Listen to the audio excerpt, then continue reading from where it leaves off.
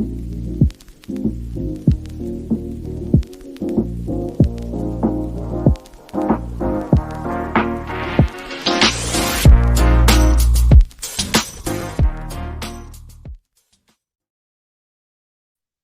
NFT land. I am Creatorius Rex.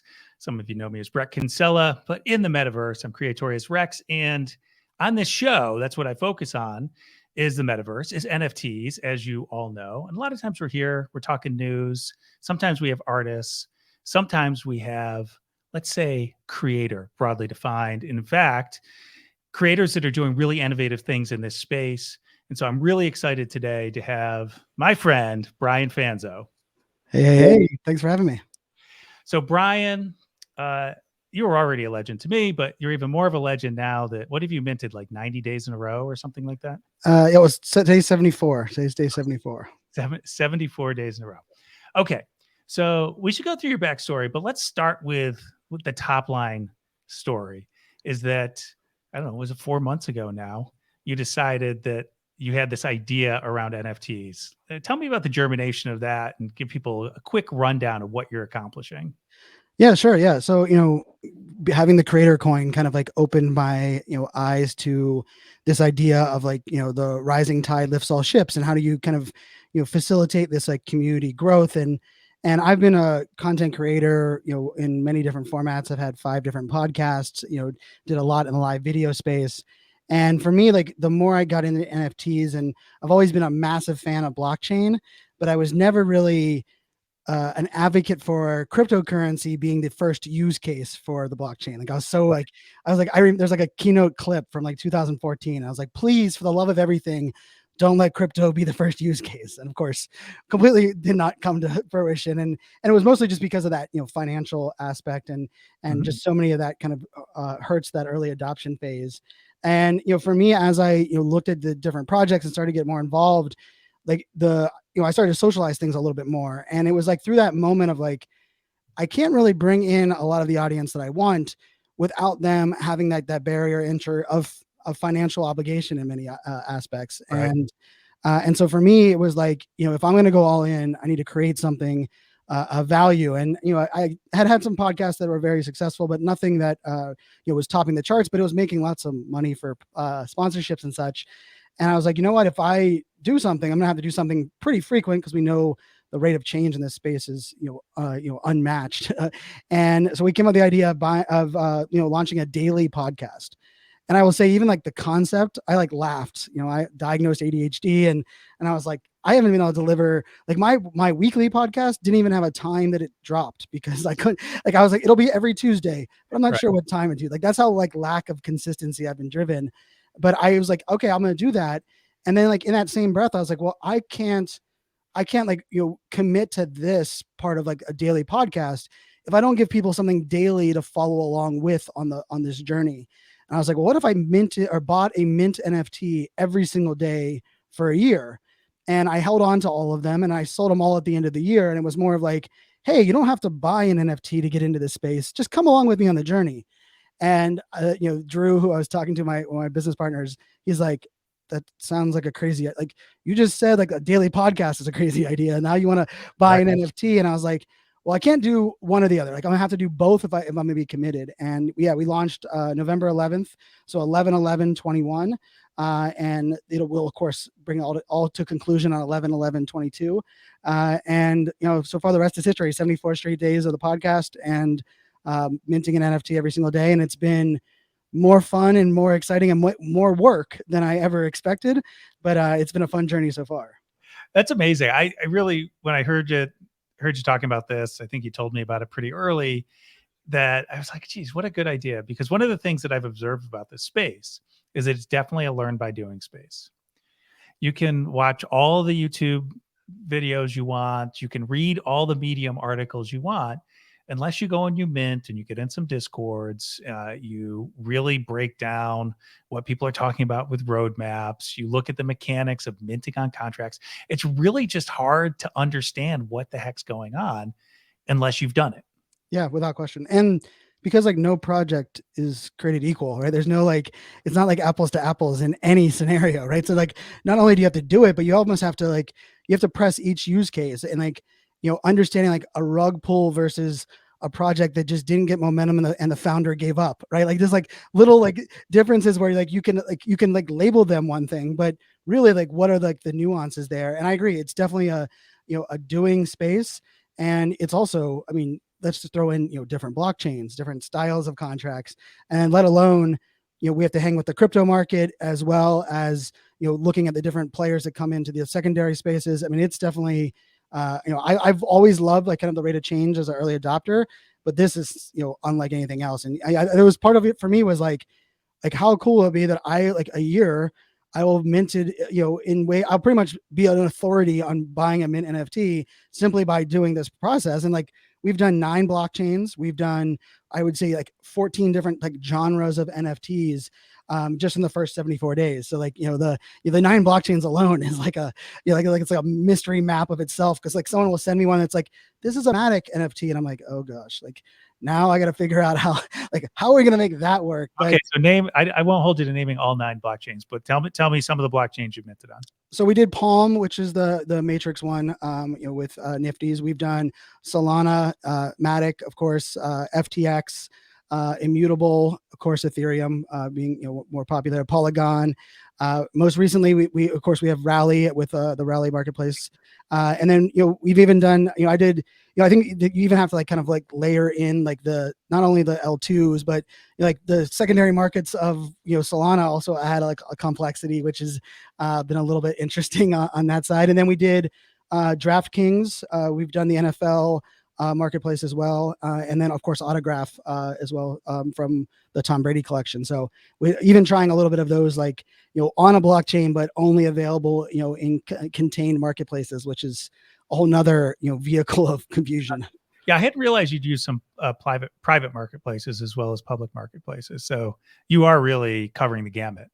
Yeah, and part of it was just like I don't know what I don't know, and I also feel there's like it's very easy to take one methodology and believe it's going to work in all of these other scenarios, and that's not like like the NFL marketplace, for example. Like I mean, they're minting on Polygon for all intents and purposes, but like it literally takes like an act of God to get it from their marketplace to OpenSea. So like the average person's not going to do that. So you have to understand like who are you selling it to.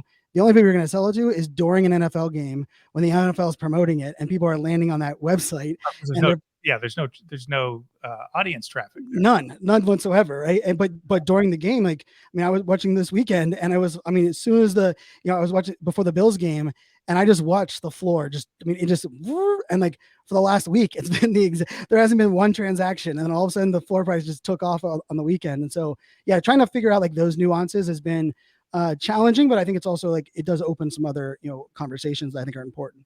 So it sounds like you, based on that experience, selling at halftime at the Super Bowl is probably optimal. That is without question. And also kind of understanding like the because even like how the marketplaces are displayed is so different on how like the average person is like, and like and sometimes that worries me, because like there can be like a little like you can literally manipulate the way things are presented in a way like even your pricing structure, right? Like the fact that you can that they only put the most recent posted up there, they don't prioritize it by lowest price, but when you click on it, and like, so I can make it $8.99 even though the floor has been that everyone else has been posting, and mine's going to be up there at the top. And so yeah, Super Bowl at halftime, hopefully because I think I have like total myself, I think I have 16 of the NFL now. 6 of them are Steeler ones, and they're not going anywhere. But the other 10 are definitely ones that I hopefully plan on flipping. Oh, that's good. Yeah, I was thinking like I think it was a token trove. Well, certainly Looks Rare wasn't allowing you to sort by price. Yep. Which was interesting because they were getting a lot of traffic there, and then you're just like, wow, this looks like spaghetti on the page. I mean, it's actually really nicely designed, but it's like sorting seems like MVP feature, but okay. You would think, and sorting with the variables that we know, like even the average consumer to the power user are looking for, right? Like, and that still bothers me even on, I was even on OpenSea looking at your own collection today, it's really like, there's a list of 12 options, and like, I want to know the options that I like, what do I have not up for sale? Like, you're like, that to me seems like a very basic one. And, it doesn't give you that in the list. And you're like, how is this, who's creating these like marketplaces? But I guess, we're all kind of rolling with the change as well. Yeah, there's been a lot of changes, and it does take time to make those things effective, but also resilient. So aside from Ethereum, and let's say aside from Polygon too, because I think a lot of folks in Ethereum have done something on Polygon, just they get dragged there by projects. Tell me about one of the other marketplaces, other than I guess you talked about NFL already. Maybe one of the others that you were like particularly interested in, or you learned something you didn't expect. Yeah, I think Solana as a whole is a very interesting space. Like, I love the technology that powers that blockchain. Like, I think there's so much beauty, and I'm not a gamer, but like my appreciation for the gaming space has always been there. And like, I worked in cybersecurity, and like most people like assumed like I was the big gamer, and it was oddly, it was something I just didn't grow up with. So I was the kid that played like Madden and like the NHL games, but like that was pretty much like I am the worst Call of Duty player you've ever seen. That is like, I'm massively geeked out, but I cannot play Call of Duty, to save my life. But Solana, I love the like what that blockchain represents, but the nuances with the marketplaces and even like the mint structure has been really interesting, from Magic Eden to Solsi to like the like how they're kind of working either for each other or against each other, and even how like one of the things I've appreciated is the minting of an NFT on a website of a project has been very cleaned up over these last couple Yeah. months. But then like from there to like what it looks like in the secondary market and how the secondary markets are displayed, I mean, it turns into a little bit of a wild, wild west. And I will say the Solana one so Magic Eden, especially recently, has really, I think, done a great job of highlighting projects that have been sustainable, but haven't been like the most popular on the platform, Mhm. and giving you kind of views into things that like on OpenSea, I don't think I would ever discovered a project that has like a high number of individual holders, a decent amount of volume, but it has, you can just tell based on the fact that like very little listed, and it's like a value project. And I think, Magic Eden has done a pretty interesting job of kind of empowering that marketplace, because the other couple marketplaces are almost the opposite, where it's only, the front page is the top 7. And then, Right. the next one, and it's only the ones that are listed for the most, the highest prices. So that was probably one of the, the eye opening, like, okay, I need to really understand the marketplaces on some of these, secondary, blockchain NFT spaces. Got it. Okay, so let's talk about NFT 365 and how you started the process, because there's a tie-in with Rally, and maybe we should talk about Rally a little bit first. Yeah. But you have this idea of NFT 365, and you're trying to think about how do I go to market, and the strategy here is really key. You talked about the daily podcast, sure, that's part of the strategy, but that was just like one of many things you had to get through. Yeah, for sure. And, I think, this rally coin has been such a fun yet, I would say, it's a project for me that has really pushed what I like needed to do when I think about like innovation and education of my audience.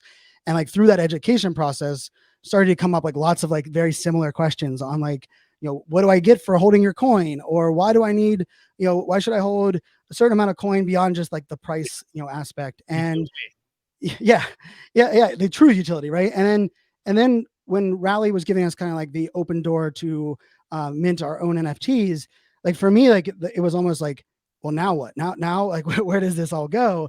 And I love PFP, profile photo projects. Like, absolutely love the concepts. I love artists. I am artistically challenged, I like to say. I'm not an artist in any fashion, shape or fashion, but I love working with artists. Love collaborating, love buying art. And so for me, I was like, how can I create an NFT that is utility driven, but is actually not a profile photo project? And part of that for me was not because I don't want to launch a photo project, but I like kind of believed I didn't know enough about what I was going to live in that space. And I looked at this NFT 365 as like, if I'm all in on this, it's going to open a door for a project at the right time. And so I kind of like, and that's a little bit difficult for me, as I'm usually like I see it and I'm going to go do it. And so I came up with the idea. I was like, what if I because like part of this project is I'm buying an NFT every day. We're going to sell it as a mosaic, but it was inspired by Beeple. And I got to meet him in New York City, and I had just talked to him a little bit about, and he was like, he kept referring to the mosaic. He was like, the mosaic of selling all 1,000 pieces of art and like bringing all that into one was really like his way of like demonstrating the power of digital art in like one view. And I was like, that moment was like, you know what? Like, I want to sell these as a mosaic. Like, I want to take 365, sell them as a mosaic, of course, with the 365 NFTs included. But then it was like that. Well, how can I include my community with me, right? Like, how can I bring them on? And that's when I came up with the idea. Like, what if I create NFTs and I give up a percentage of the total revenue? And so I decided to launch kind of a founders level, which would be like the higher price one. And then what I call the super fans level. My last name's Fanzo. It kind of works nicely. And so I sold 365 super fans NFTs. And then I sold 22 because we launched on 11/11/22 founders levels NFTs. And so the 22 founders ones, each will get 1% of the total revenue from the sale of the whole project.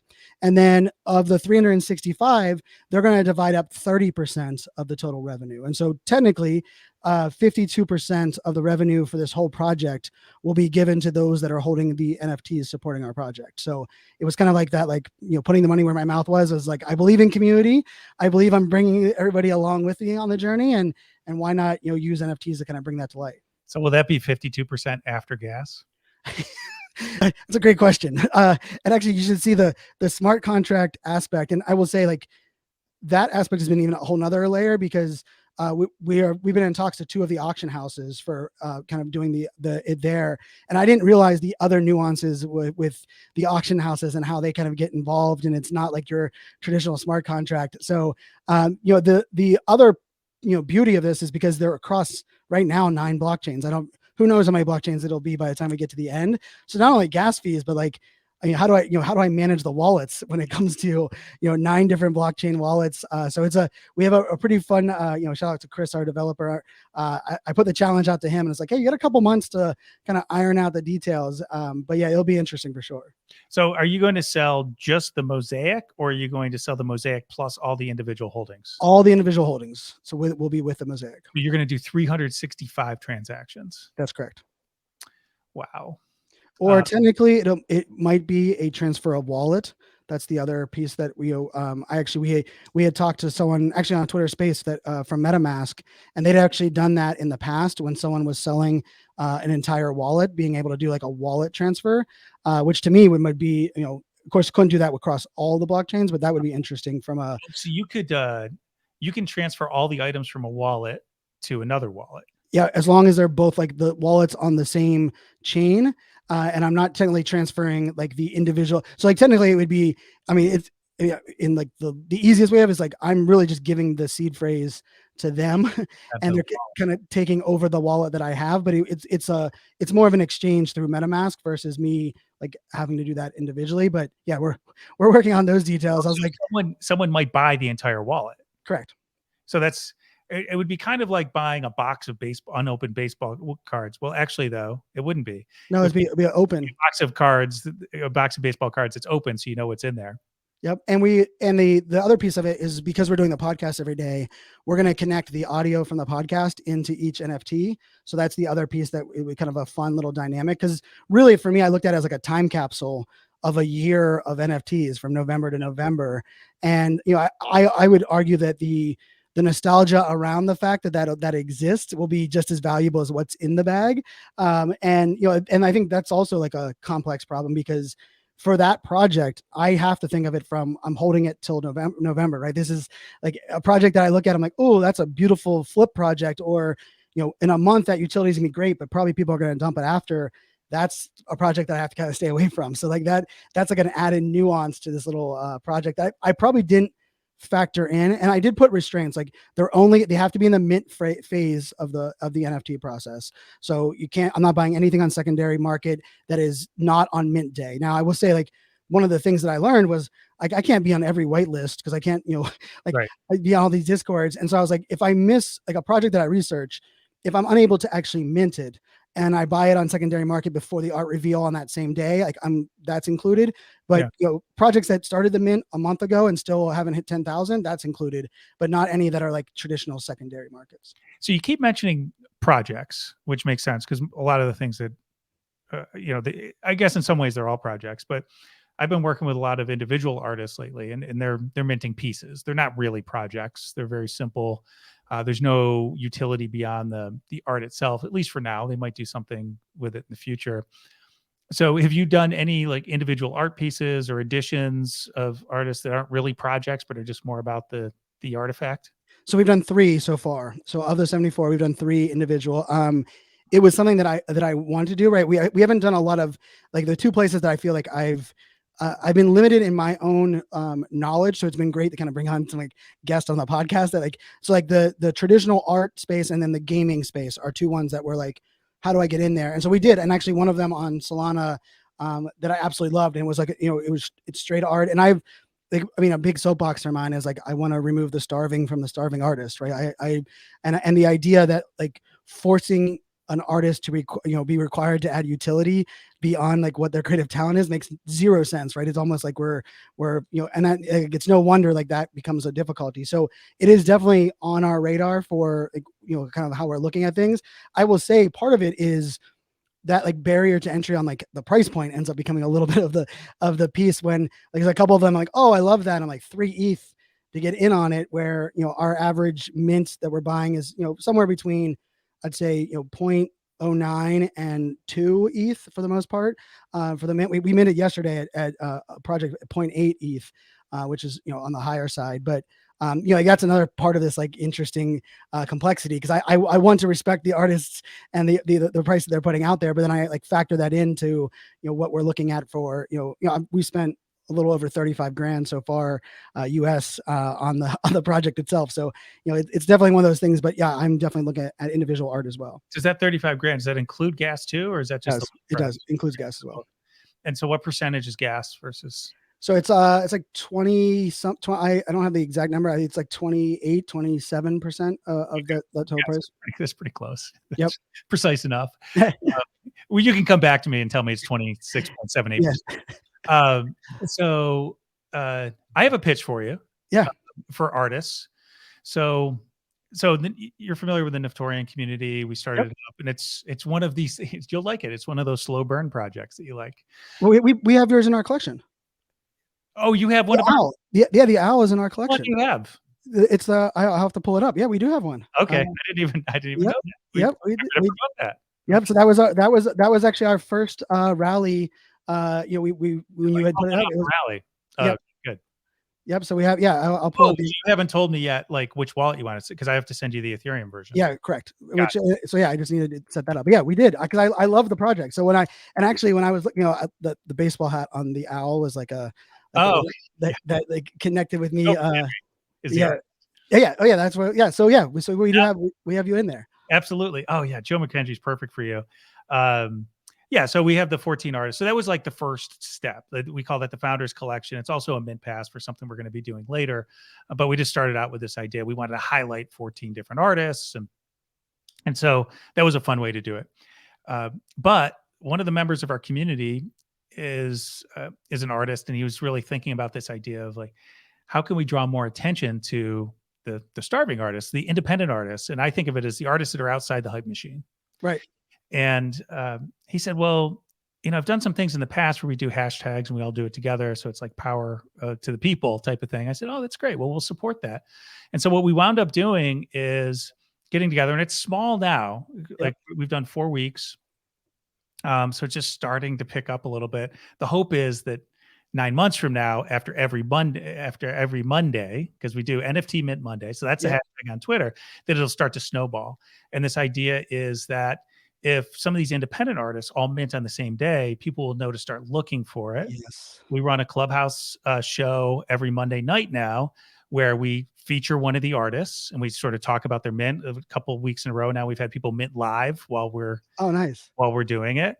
And then we allow anybody else in the room who minted that day to come up on stage and pitch their art and explain the background to it. And then other people come up and ask questions. And it's mostly just a little bit of social media push, a little bit of just like building around this community.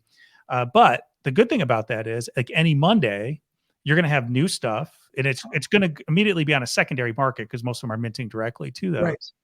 those. But and a lot of them are going to be, some of them are a little higher price, but a lot of them are going to be in that range that Oh, you're nice. talking about. That's that. I'm gonna have to keep. I stopped in your clubhouse last night, and I was listening there for a little while. And I love when I saw the hashtag on Twitter, I thought that was a great idea. But now that I understand like that idea, I think that's a huge piece, right? Like, because I think like asking everyone to individually market is such a a nightmare. Like, I mean, Yes. finding upcoming projects right now is, I mean, you need a Ouija board and like some really weird like 8-ball to even know what's coming up tomorrow, let alone some. And I love the idea of kind of helping like streamline that or make it like a day. Like, I think that's a genius idea. We'll add that too to our kind of lineup that we're as we're researching. Like we try to like narrow it down like 4 to 6 projects per day that we're kind of like looking at. And like yesterday we were looking at projects for Thursday, and we had like 6 that like were like where we started at. And I mean, I think I've only researched 3 of the 6 so far for that day because there was more in depth. And I think like having that artist, I love that idea. I think I will definitely tap into that community as well, because I think that's another thing that a lesson that I feel like is gonna be able to be taught from this is like the discovery of projects, the not only and even the idea, like, I mean, originally I didn't even factor in artists minting directly to secondary marketplaces. And then as soon as it hit me, and it was actually, I believe, one of the Solana projects, I was like, oh my, like I've literally just based simply on like, I was like, I'm only minting and it has to be on the, mint Right. website. And all of a sudden I was like, wait a second, like there are other ways to bring this to life. And I was disappointed that I wasn't even educated on that, by anyone else or any other, like event. So I love that you're doing that. That makes a lot of sense. Yeah, good. Well, actually, you're bringing up a different idea too. Like right now, what we're doing is it's just, and sometimes I hear ahead of time because we're trying to figure out like who are we going to feature. So like last night we had Colin Goldberg. He's the founder of Texpressionism, the creator of that concept. So he talked a lot about that, and that was interesting. But we've had a couple of photographers. Um, we've had a digital artist on as well, and so I have been saying, hey, well, who's going to mint next Monday, right? Just so Mhm. I know, and I say, oh, well, this would be, you could be featured, right? Right. If you just mint that morning, it's hard for me to know to feature you that Right. night. So that was a little logistics thing we had to figure out. Uh, but what you're saying actually interests me a bit because it's not just like, oh, what are the goodies coming out of the box on Monday? What we should do is we should suggest to some of these folks to actually start promoting it on Thursday Yes. so that people like you or other people will know that this is coming out and they can start telling their story a little bit. You could evaluate it. You could know, oh, I'm definitely going to lock in on that, as opposed to, because by Monday you already know what you're buying. Correct. That for I would say all but 3 days so far of this entire process. By the time the day came, like only 3 days so far, we were like, we came the day, and I was like the projects that we evaluated were not going to be ones that were going to be good, and we were like, we're going to see what happens. But for the most part, like that has been part of the process. And I will tell you, like as the podcast took off, the inbound of projects, like we now stood up on the website, and like this morning alone, I think we had 13 forms filled out on like, I was like, hey, fill out the form on when your project's coming out, give me like some of these details and give me the dates. So like kind of like even streamline that. But I Yeah. think that to me, that's part of it too, because I want to know like the why. And I also want to know like, what is, what have you done before? What are the things you want to build onto it? Right. And I think it's hard to kind of consume all of that on like the day of, or even the hour. And like day of, I'm okay. Like if you're promoting like that morning and you're minting at 7 o'clock at night, like I feel like that's plenty of like virality. But there's a lot of projects that like Brian, we're dropping in an hour, and it's like I couldn't even know enough to know if it's going to be something we want to add. But I think that's I think there's some different. I think there's different way. There's a lot of people that will discover that, walk into the clubhouse room, hear the artist talk about the story, see the art, and buy it right there without anything. Right. And I think Right. kind of plays on both sides of that fence. Well, I think this has been a good workshop that we're having right now. I think we're going to do, maybe Thursdays will be NFT Mint Monday preview. Oh yes, there you go. So maybe we grab 2 days a week, Yeah. talk about some things that are be coming up and like see if we can get some folks to talk about what's coming up.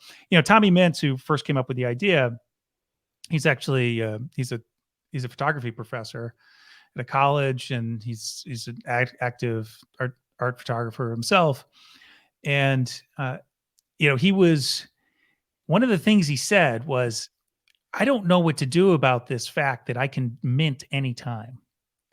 He said in the past it was like, "Oh, I'm going to have a show, like something's Right. going to show up somewhere," and so I know I'm working towards that.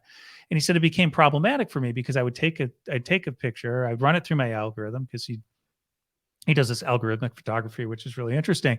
And he said, "Should I mint it right now?" All But right. then he realized, he said, "I understand the creative process. A lot of times it just needs to marinate for a couple of days. Right. And I come back to it and I say, oh, maybe we'll tweak this or we'll do that."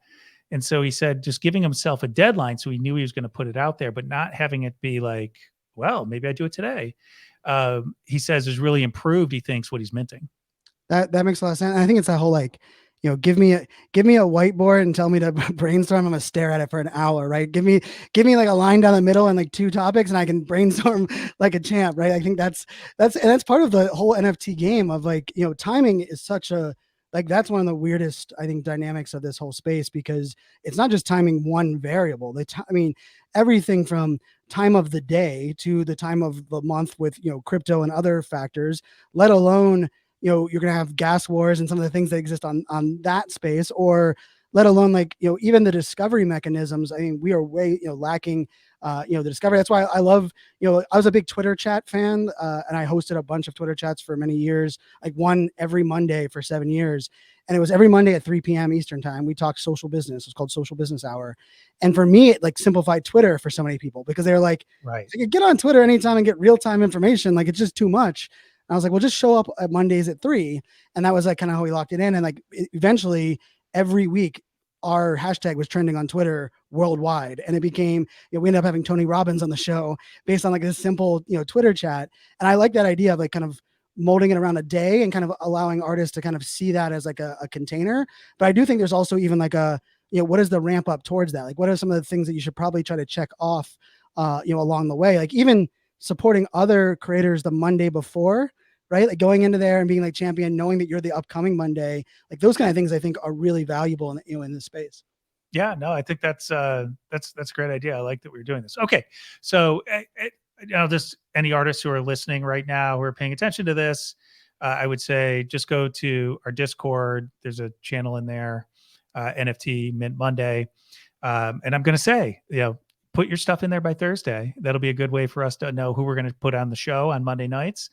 It'll also be a way we'll create a form that you can put some things up. And actually, I'll create something on the Niftorian website where people can display, if they want, what they're going to do, so that people can get sort of a preview of it. So we'll do a couple different things, but I think this is a really good one. So everyone go, you can just go to look in the comments below. There's a link to the Discord. Okay.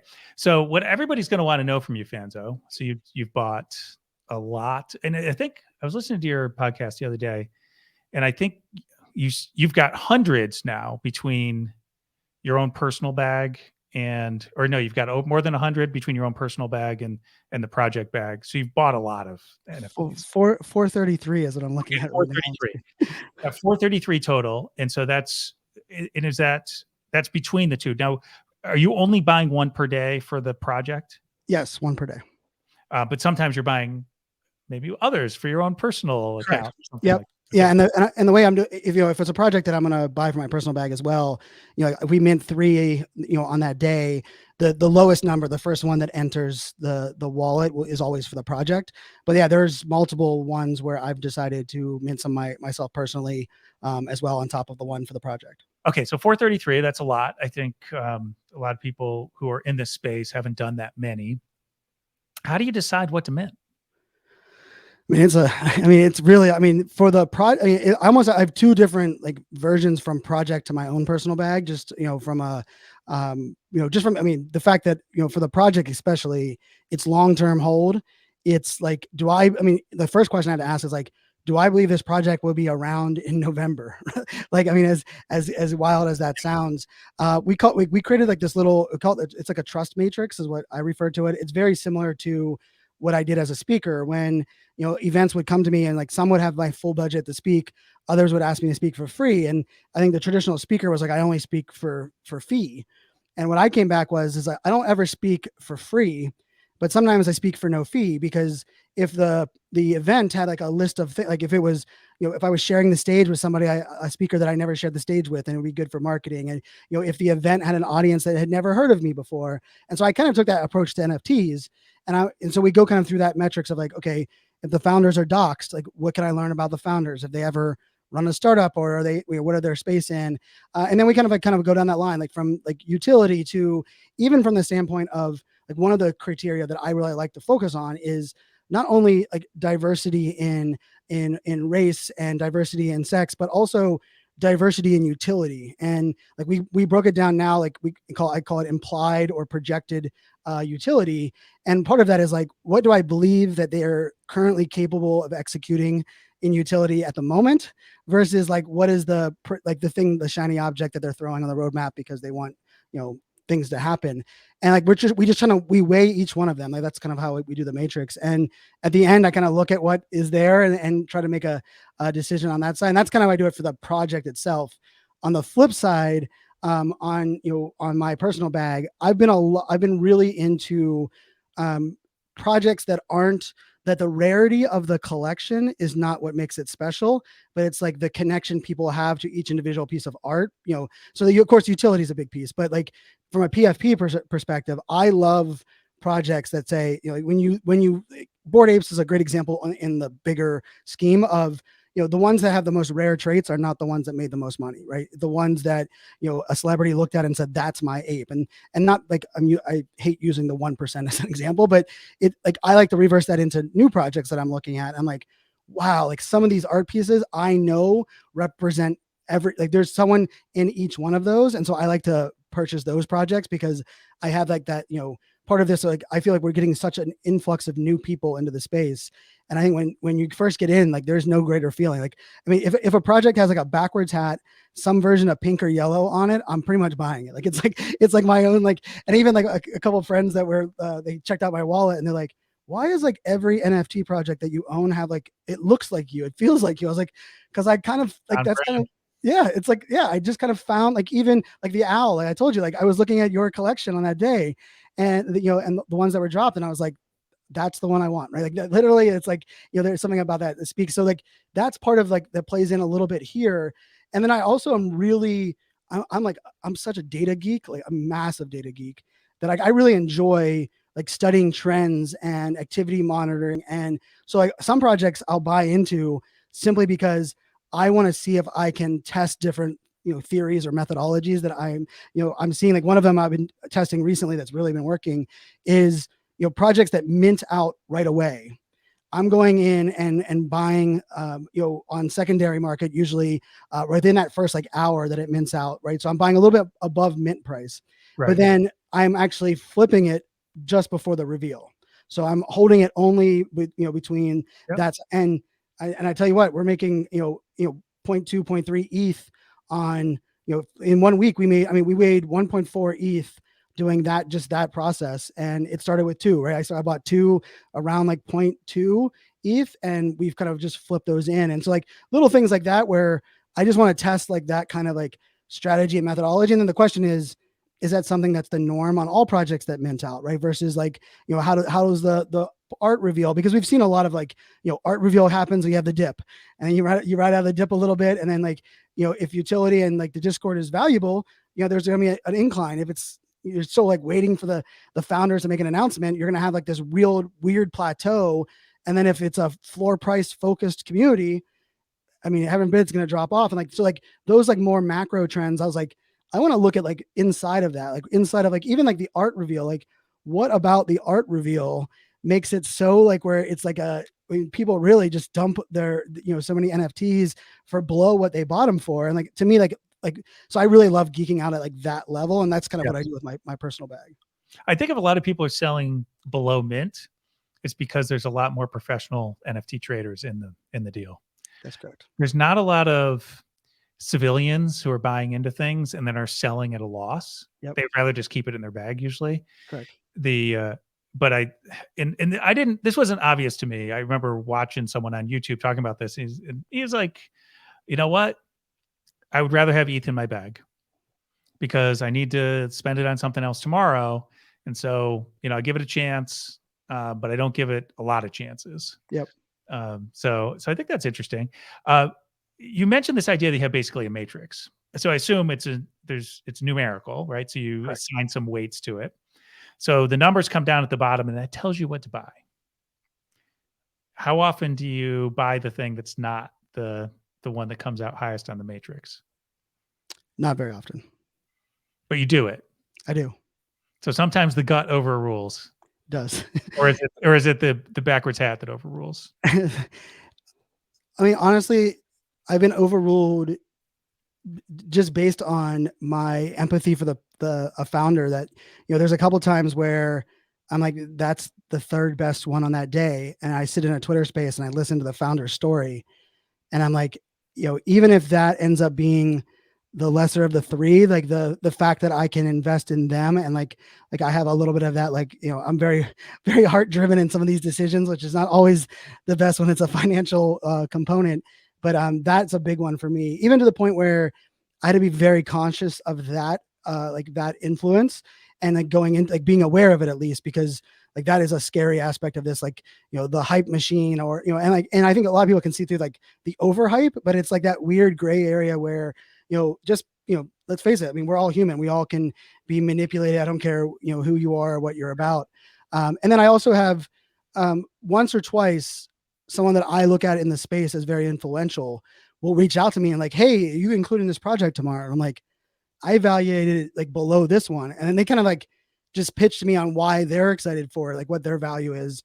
And maybe it's like things that I didn't even factor into my trust score. So it's almost like that, like it's like that +1 where I can kind of add a couple of things below. But for the most part, the ones that have had the highest at the end of the matrix have been the ones we've been.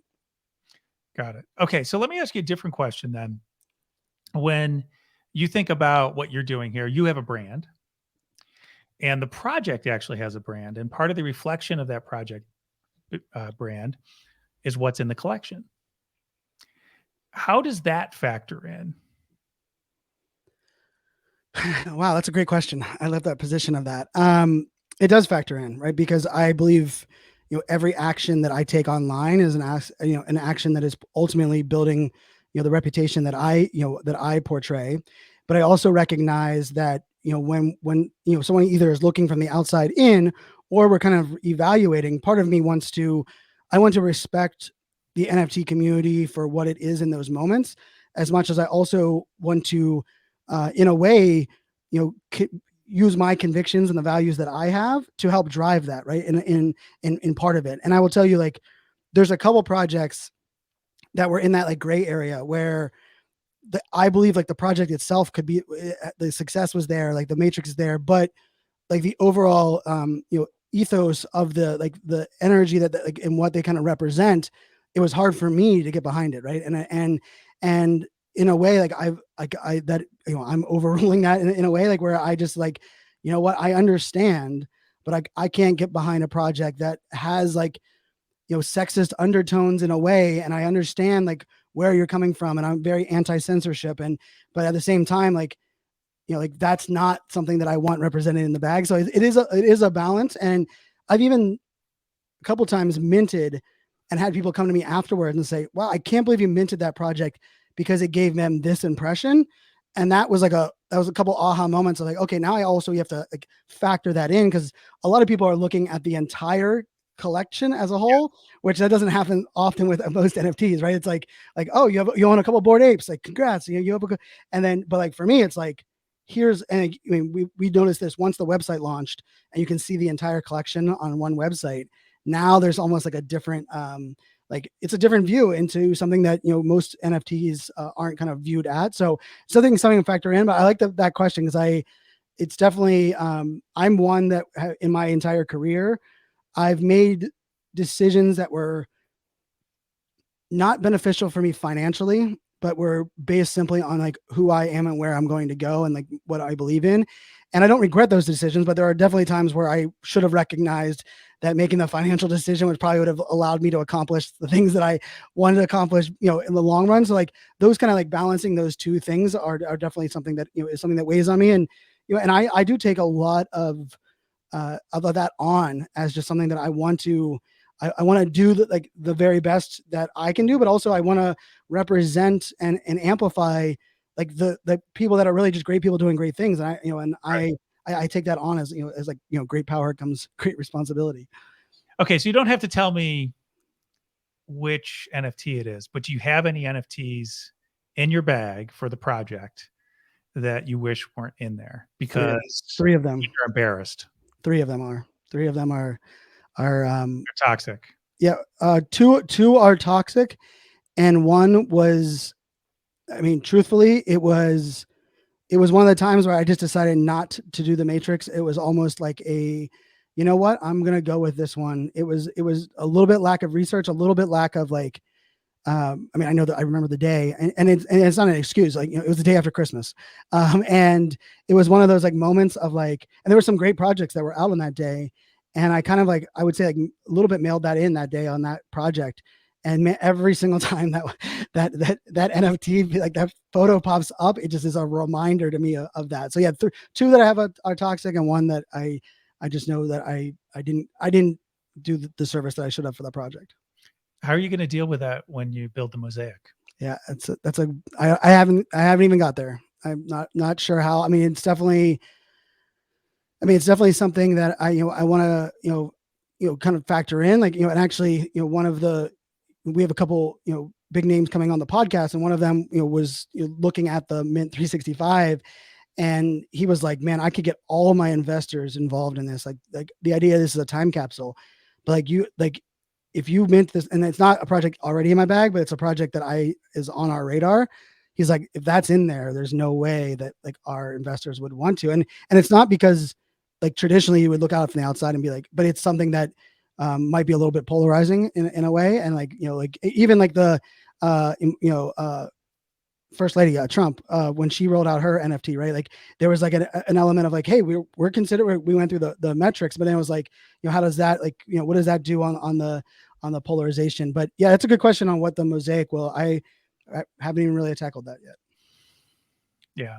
Yeah, maybe Scammer Corral or something like that. Yeah. The lower left. It's an interesting challenge that I think you have. Well, you could burn them. You could just have little flames. That is definitely the case. Or even, I know with, Beeple had like where he like crowdsourced a bunch of them, and then he like took the photo of like and he's like, I want to take it and turn it into a beepleized. I think he called it Beeple. He didn't call it beepleized, like beepled. I think beepled with like a D at the end. And I was like, oh, like if I could like fanzoed, a project where, it has like the hat, like almost to where, kind of like removing some of that like initial I stigma. wouldn't put your brand on it though. You don't want, if they're right. bad, you don't want to associate yourself more with them. That's true. That's I think it's a really interesting challenge that you have. So you're trending, if I do the math correctly, about 4% of your mint so far, and so it'll be incumbent on you to try to keep it below 5%. Because I'm sure you're going to have a couple more that just for whatever reason, some people are very good at being misleading in the process up to, and sometimes they're just ticking time bombs you don't know about, right? The people behind it are just people don't really know their background, and then later you find it out, and yeah. So okay. And one of them, I mean, like I had a phone call, a Zoom with the two founders, and like, I mean, everything about the founder, and it was one of the developers that they worked with that is just toxic and not, and and I mean, it was like I mean, talking about blindside for me, just because I knew like that one, I like of all, like, when you start getting like that level of like, and there's like a project we passed up on recently where it was very close, and I because I verified on Twitter, I can pretty much DM any of the projects and they're going to reply. So it's like that, that nice window. And I was like, hey, like, I know your team's not docs, but like any chance I could just gonna call, just talk a couple of things out, just to like, you can stay anonymous, but I just want to like, and they were not open to that at all, like zero interest. I was like, okay, we're going to avoid your project, because the other project, I talked to the two founders, and it ended up being, a developer that, had really, some malicious attempt and just a toxic human being. Yeah. So you have a Cryptodads sweatshirt on today. I also own a couple of Cryptodads that I bought. I could not buy at the Mint because that was one of those ones that went out in just a couple minutes, and I didn't gas it properly, which is fine because I bought them in secondary. I was the same exact way. I didn't gas mine fine either. Mine timed out. It was my very first like fully canceled transaction was that Cryptodad sale. Well, I canceled mine before they timed out, so I only lost like Yeah. $9 or something like that. But then there was one available that night for 0.29. I bought one the next day at 0.3, and I wrote them up to 1.5. And now they're probably back down to 0.2 or 0.3 again. Got a crypto mom out of it. But tell me about that project. If to the extent that you want to, like, how do you evaluate that now that it is almost 5 months out? Yeah, I mean, this is definitely an interesting project. I think for me, it was like the first, during that time, it was 8 months ago now, I think 9 months ago. It was very the FOMO'd environment, right? Like every project was selling out within minutes, right? We're like, we live in a such different time today, right? Where like some of these great projects aren't. And like for me, from the outside, like, not only like the dad component, but like the art, like there was just something about it that I was like, I'm all in on. And then jumping into the Discord for like that first like 2 months, right? Like pre crypto mom, I just loved like the vibe and the energy and the way that things were kind of rolled out. But I feel like, one of the things that I felt was the pressure to actually deliver on something and then to learn more about the founders and recognize like this was new to them. And it was a lot of like a brainchild that kind of like spurred into something and then realized like, oh my, I've never managed anybody before. Like, how do I handle that? And I will say like, I started to be a little, I wouldn't say jaded, but it was a little bit of like, wow, like I need to because open my mind to like better understand, like just because a project has like the collective energy doesn't mean like you're going to have to like know some of the nuances. But then I will say like I, ended up building a relationship with, one of the two founders. And he's actually going to be on the podcast next week. And the more I got to know him, the more he leaned on me for recommendations and advice. And, even like the mental health pressure of all of this things weighing on him, like were things that I was very blessed that I was able to like kind of be there. And it also made me appreciate some of that, maybe those roles that make, there's a lot of people that once they own an NFT project, the idea of patience does not exist. Right. And the idea like they want the community DAO to be up tomorrow. They want, merchandise to be up in 3 days. But I like, I think the essence of Cryptodads as a whole, like I love, like I have 3 Cryptodads myself. And like, I mean, I have the Kobe Bryant jersey, the one that it was like the first one. It was the same thing as you. Like I went to the secondary and was just like literally scouring, like, please give me one, please. And I ended up buying one that day. I think mine was like right on that same mark, like 0.2 something, which at that time, ETH was at over $4,000. Right. So it was it was definitely not cheap. But the other thing I like about it is, I think the part that this is a stress that I've been having on the podcast a lot is that I believe like as individual owners of these NFTs, it's up to us just as much as it is the founders to amplify, talk about the project. If we look at the project as like something worth doing. And like I will say, I went to New York and NFT NYC. And I remember halfway through day one, I was just really disappointed. Like I made a t-shirt that actually has my crypto dad on the front of my t-shirt. It's actually a collage. I have a crypto dad with a super superlative artwork over the shirt. And then I have a bubblegum kids hat on it. So like that was like the shirt I was wearing. And I was just disappointed because there was a lot of the community project led meetups and like things that were going on. And I was sitting there and at the table where we were at, with some friends we knew, there were 6 of us, 6 of the 8 that owned a crypto dad. And I was like, why did none of us take the ownership to put a meetup together and go back to the Crypto Dads team and say, hey, run this tab for us. We'll do bring everybody together. And I had like a little bit of that aha moment of like, I was almost operating like a Web 2 world. Like I bought this, what are you doing for me? Versus like the Web 3 world where I believe it's like, hey, we're all buying in and becoming owners. We all have to take on like that shared responsibility. And I will say Crypto Dads has done that. I mean, I think there's 2 podcasts, there's 1 video show that are all, crypto dad, influencer based or kind of driven. I've played, I'm doing the weekly poker game in the Crypto Dads community. And so like some of those things are really, I think really great. And they also like, they were like one of the first that did a spinoff secondary mint for, and for a project that had high individual founders, right? Like it's still in the top 10 of most individual founder projects, which I think is, it's a testament. There's not many people that own more than one. Like you and I are in the very rare element of owning more than one crypto dad. But because of that, that also means a lot less activity, right? Because where people are, hey, this is my one, right? And like I literally took the first one I have is in my hardware wallet because it's like hey, I know that that's not going anywhere. And so I think, like there's some nuances there that, I think that's I think like in an overall, like a bigger question of this is like, I do value individual ownership, but I've learned the downside of individual ownership in some of these big collections. And if people are, unwilling to sell or even think about selling, then you have like a whole different, complexity inside of an NFT community. Got it. Okay, so I just want to close out on two things, and both related to Rally. You mentioned it early, but you just really touched on it. So you have a creator coin, ADHD, and you have the NFTs that you put out. Are there going to be more NFTs that are going to be associated with this, or just this project, or just the ones that you already put out, the 22 plus the 365?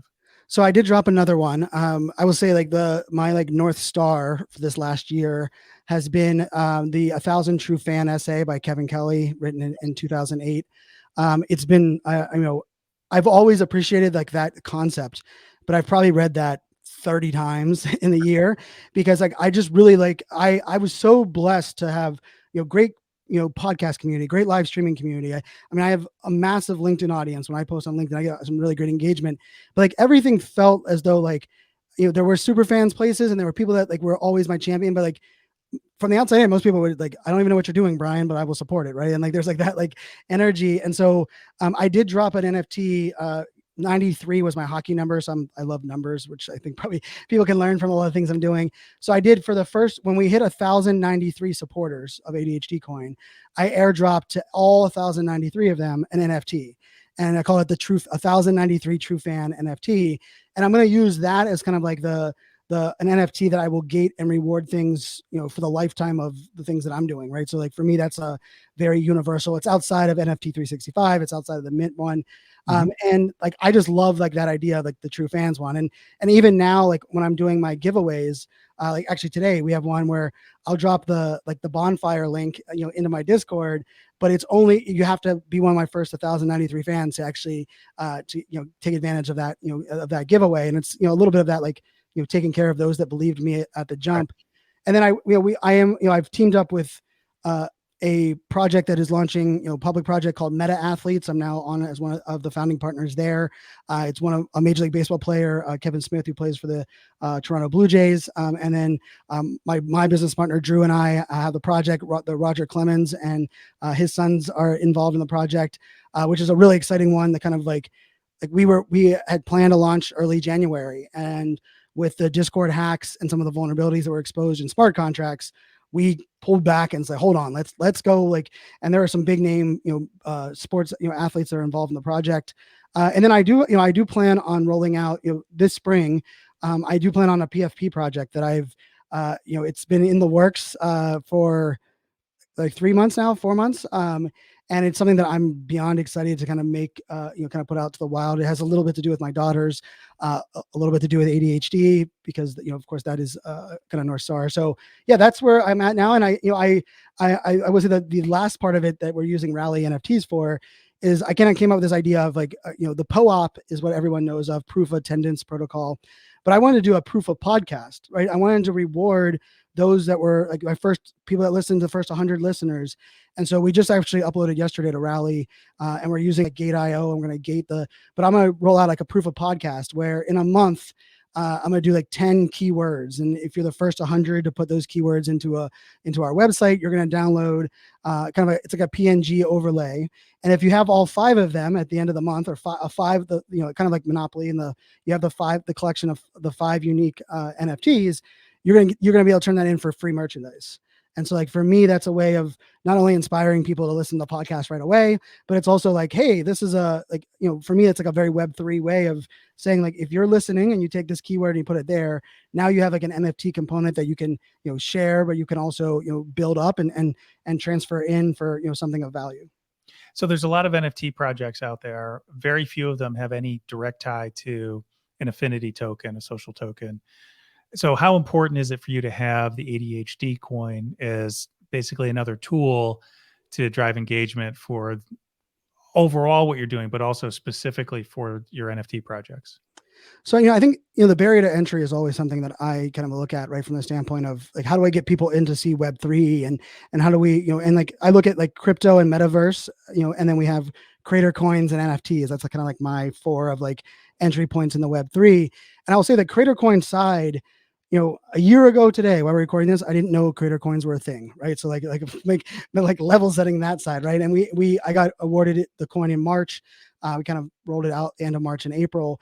It took me 8 months to figure out like how to educate and bring people in, but also how to like what like with the mechanics and those things that were in there. And like I believe it became the reason my NFT project has been so successful and almost selling out the $5,000 collection. Like and it came into that idea of like providing like short-term utility and value, but also like reinventing ways that people can even look at it. And I think, the coin itself to me is such a fun way of truly rewarding, incentivizing, empowering. Someone asked if I had like a gratitude strategy, and I don't really think of it as a gratitude strategy, but I've always wanted to be like, hey, here's a way to reward everyone. Like we gave away in Q4 last year $19,000 US of our ADHD coin just within our airdropping the Discord, having these. And for me, like part of it was like, in a weird way, like I didn't want to own such a high percentage of my own coin myself. Like I wanted to like spread the wealth a little bit, but I also like thought it was such a fun way because all of a sudden people were they're like, Brian, on Sunday, I just got 10 additional rally. And like that little, like by holding this, they got something. And I will say that is probably the biggest lesson for me was having people understand the difference of mindset between holding something and the transaction that we've grown up with in most of the marketing digital world, right? When someone buys a online course, like send the creator money, the creator gives them access to the course. That person, that's very transactional where it's like, hey, you want to like, and right now we're on a pace of like 8 to 10 new ADHD coin signups a day from the podcast. And I'm assuming it's a podcast, right? We can't really, but like a lot of them are like $10 or $20 purchases, right? It's like they create the account. And I'm just like loving that. And my only call to action in the podcast is, hey, just a reminder, this podcast is super powered by ADHD coin at Rally. And I get a little bit like a little tie there. And the amount of people like that is their step. Like, this podcast helped me explain this to my mom. I'm going to buy an ADHD coin. But then they get the reward on a Sunday and they're like, oh, that's cool. Oh, wait, I get additional channels in Discord. I didn't even like Discord, but because I get additional channels, I'll jump in the Discord. And now all of a sudden, they're kind of working through that, like, that ecosystem. So I think the coin is, now, like, I mean, I love that I have the coin. I wish I knew a little bit like more about it at the beginning, but the caveat to that is, if I understood the total undertaking, I don't know about you, I probably would have not got a coin because it was the amount of work and the amount of labor it's been is pretty wild. Yeah, it is a lot of work. I definitely did not understand what I was getting into. I got into it because, again, learn by doing. I figured I'd learn a lot. Yep. I've learned a tremendous amount. But sometimes you're like looking at it, you're like, oh, geez, really, someone should really be full time on this. Yep. And then like, how do you manage that and that type of thing? But it's really interesting. And I'm glad we were able to comment on the coin plus the project. It's a good mechanic, I think in general, but it's an easy point of entry. It's another way for people to have affinity in your community. It's another way for you to reward people in the community. So I actually believe that most NFT projects would really do well, not just to build some sort of DeFi mechanic, gamification, get rich quick scheme into it, but to have some sort of token that they can then use for other types of interaction beyond the NFT. Without question, because the question that every NFT project has to ask themselves is like the 10,000 individual, just because 10,000 has been a lot of the trend. Like, what is like, that's your limit, right? Like when the Adidas announcement came out, the first thing I said was, well, good luck, Adidas. You're going to sell to 10,000 people. And last time I checked, like, that's not like the goal of a brand like Adidas. And like who's going to buy a Bored Ape sweatshirt from Adidas if you don't own one? Like there might be some people, I'm not saying there wouldn't be, but for me, like the coin aspect is like the amount of people that, and like I will tell you, like our first merchandise is the tagline is just super powered, right? So that's the essence of it. And I couldn't agree more on like the entry point. Also, so much different than like, someone that logs in or, uses the most characters on Discord and you give them like a coin. Like this is such a different like version of like ways that we can present, and also a fun way to demonstrate utility, but also kind of connected to crypto. I found for me, one of the like, I always like to look at like, what's that create like that journey. When I have friends that are like massively into crypto, but they treat it very much like stock, like where it's like I buy in, to get them into NFTs and like buy a JPEG for money is like no. And they're like, Brian, I don't care about community, Brian. Like I don't like that's what I hear. And then I'm like, well, what about ADHD coin? Like you get rewards every week. You don't get rewards for holding Bitcoin every week. And they're like, oh, okay. And then like, I'm like, oh, and by the way, I'm doing airdrops in the Discord and I'm giving away the coin. Do you get airdrops in your Bitcoin community? And they're like, no. And all of a sudden, like now they're like, kind of like almost seeing that light. And like, for me, like, even though, I sold, the 1,093, 88, like I've like ultimately, spreading the as much like visibility where someone can be listening to my podcast, they could hold an NFT, they could just be a subscriber of the podcast, or they could hold ADHD coin. And in a way, they're supporting me as a creator. And most projects only have one of those three ways someone can support. Perfect. Okay. How can people keep track of NFT 365? Aren't you like top 12 or something right now? So top 12 in Australia, top 25 in US, both Apple and Spotify, which is, I mean, I've done a lot of podcasts, and my podcast never, like, I cracked the top 100 in one podcast for one day. So this has been wild. But yeah, it's in every podcasting app, NFT 365. And then we have the website now is fully up and running. Every episode is up there. Every project that we mint is up there. Also, like if you're a holder of the, of the NFT, which Brett, I appreciate you holding the Superfans NFT. We actually are going to be giving out credentials there on the website, because our NFTs, I didn't really get to talk about that a little bit, but like there are 3D NFTs with Easter eggs kind of hid throughout them. Mm-hmm. And there are some unique aspects within a couple of them that people haven't yet to discovered. And we'll soon be kind of giving out some of those clues. And so you'll be able to log in the website and get your own individual version of the 3D and be able to zoom in, zoom out, kind of drive through the art. But yeah, the website is NFT365podcast.com. So yeah, NFT365podcast.com. But yeah, appreciate anybody checking it out for sure. You can also go to rally.io and consider purchasing an ADHD coin. You can just do it. You can actually just $10 with a credit card. It's like the easiest way into crypto that there is. I have bought coin. It's not really associated with my NFT project, but some of the other things that I do. So, Rally, I think, has been a really interesting place to incubate some of these creative ideas. And I do believe that, a lot of us have also minted NFTs on Rally. I do believe that combination of the coin plus the community plus the NFTs is a really powerful one. So everyone go buy some ADHD coin. Listen to Brian. It's about 30 minutes every day. Yep. It's like, that's really impressive that you're doing that. Thanks so much for coming out. Oh, and I should tell you, go to Niftorian.com. Yes. Niftorian.com is the NFT project. Niftorious.com is where you go and get news and information. But thanks, Brian. I appreciate you coming out. Thanks for having me. All right, everybody in NFT land, until next week, happy hunting. Brian, thanks so much for spending a little time with us and dropping some knowledge. Cheers. All right, Alpha, everybody.